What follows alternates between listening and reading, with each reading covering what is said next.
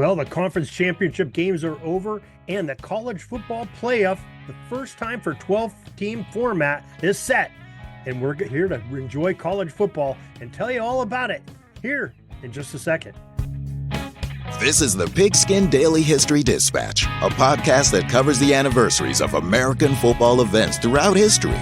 Your host, Darin Hayes, is podcasting from America's North Shore to bring you the memories of the gridiron, one day at a time.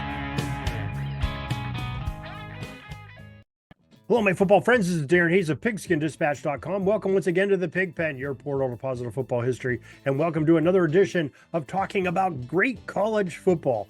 You know, I think that 2024 might be the most magnificent college football season that has ever happened. We had a big game every week, and we have lots of teams that are still in it for a national championship. We'll get to more of that in just a moment. If you're looking here for Mondays for our celebration of the New York Giants 100 celebration, well, we don't have a formal podcast and video podcast for you today, but we do have a YouTube Shorts video out on one of the great Giants of all time, and our friend Joe Ziemba talking about him. So make sure you check that out on our YouTube channel. Check out the YouTube Shorts section. Now, yeah, this college football season, folks, have you ever watched a college football season where every single week of the season, it seemed, you had a game that was interesting and intriguing to watch from noon Eastern all the way to, midnight Eastern, and something interesting was happening all day long, every single Saturday.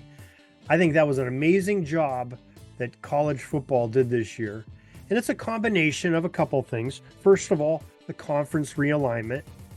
I think that the transfer portal played into that a little bit from a few years ago. But the conference realignment that really took hold this year with some big names changing places. You have Texas and Oklahoma going into the SEC. You have the Pac-12 dissolving and being absorbed, most of those big teams, by the Big Ten and the Big 12, and the Mountain Conference is, doing a phenomenal job this year too. So all those teams and even independents playing some big games like Notre Dame, playing some of the high stakes. And then you have the two armed services that just had tremendous seasons, Navy and Army. Their big games coming up here in the next week, but they had some great games during the whole season. They were just phenomenal to watch, and the television was filled with great ball games to watch. So who can say anything bad about that? The race came right down to last night when Oregon and Penn State played for the Big Ten championship. Same time SMU and Clemson are playing for for their conference championship. And, how could you ask for anything better and greater than that? It's also interesting that the Big Ten was won by Oregon, who was a Pac-12 team last year. The Big 12 was won by Arizona State, who was a Pac-12 team last year. So there's kind of some crazy things going on. SMU almost won the ACC, and they were not an ACC team last year. So just all this craziness. And by the way, Texas taking Georgia right to the end too. Where Texas was a Big 12 team last year, they almost won the SEC. You could have turned the old style conferences on their head, and they almost did, because there was a team from a different conference in every single one of the Big Five conference championships. So, that's a pretty amazing thing too. But we have the playoff brackets coming up. In these 12-team playoffs that took nothing really away from the postseason bowl games, because by my count, not counting the playoff format, there are 36 bowl games going on this year in the FCS. So that's 72 teams in, plus the 12 that are in the playoff. You have 84 teams in, and of 130. Am I counting that right? I think I am. And it stretches from next week, the middle of December, all the way to almost the end of January. We're going to have college football going on right alongside the pros for those 2 months of just great football, and they all mean something. So that's really kind of cool. So let's get into the college football playoff bracket.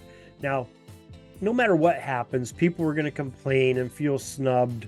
And, if you could have had 20 teams in, you could have had, 80 teams in, and people are going to feel snubbed. Look what happens with the college basketball tournament every year. But I think 12 is a very good, solid number. And I think they're going to make some tweaks after this year, because potentially what could have happened, let's say Notre Dame doesn't lose their game to, I believe they lost to North Dakota State. If they don't lose that game and they go undefeated, they don't get a first round bye because they're not in a conference. So I think maybe that's something maybe the college football powers that be ought to look at, because an undefeated team probably should get a bye, especially if they play a quality schedule like Notre Dame did this year. Now, I can see why they didn't, and I think it's deserving. The conferences that did give out some things, Oregon being a Big Ten winner, they get a bye week. The Georgia Bulldogs beating Texas in the SEC championship on Saturday, well, they get a bye week, so that's understandable. Arizona State, well, they won the Big 12. They had a few losses. Now, should they get a bye week? Maybe, but they did win a conference championship, played that extra game. And Boise State, who had a tremendous season winning the Mountain West, they get a bye game. Now, Clemson maybe has a complaint about that for winning the ACC, but the Mountain West, hey, they're proving their salt. They're doing some amazing things there. So this is the way it's going to start off. The first round of the playoffs, December 20th and 21st. So December 20th, a Friday, we're going to have Indiana at Notre Dame at 8 p.m. on ABC, primetime Friday night football, starting off a holiday week. You can't beat that with Indiana, with the great season they've had against a very tough Notre Dame game at home for Notre Dame. I don't know if there's been a game being played in South Bend in December, late December, for decades. So that's kind of a cool thing to see. And then Saturday, we have 4 games on tap here. The number 11 SMU at number 6 Penn State in Happy Valley, a noon game. That'll be on TNT and HBO Max. Then at 4 p.m., Clemson is at number 5 Texas. So another great game there. And then as soon as that game ends, we have an 8 p.m. game. Number 9 Tennessee at number 9 Ohio State, playing from the Horseshoe in Columbus. Tremendous games going on there. So the Penn State SMU winner will then play on Tuesday, December 31st on ABC against Boise State in the Fiesta Bowl. Being played in Arizona. Now we go to neutral field sites. The Peach Bowl will have Arizona State against the Texas Clemson winner. And that'll be on January 1st, the Peach Bowl, 1 o'clock. Now the Rose Bowl game, that's going to feature number 1 Oregon against the winner of the Ohio State-Tennessee game. So this could be a rematch of Ohio State-Oregon in the Rose Bowl, which looks like a Pac-12 versus Big Ten game of old. So that could be kind of cool. But don't count out Tennessee. They've had some very strong play from their players too. So who knows what's going to happen there. The Sugar Bowl will be the evening matchup. Number 2, Georgia will play the winner of Notre Dame, Indiana. And that'll be an 8:45 start on ABC. So ABC and ESPN have all 4 of those games for the playoffs in that quarterfinal round. The following week, January 9th and 10th, the Orange Bowl will be Thursday, January 9th, and the Cotton Bowl will be Friday, January 10th.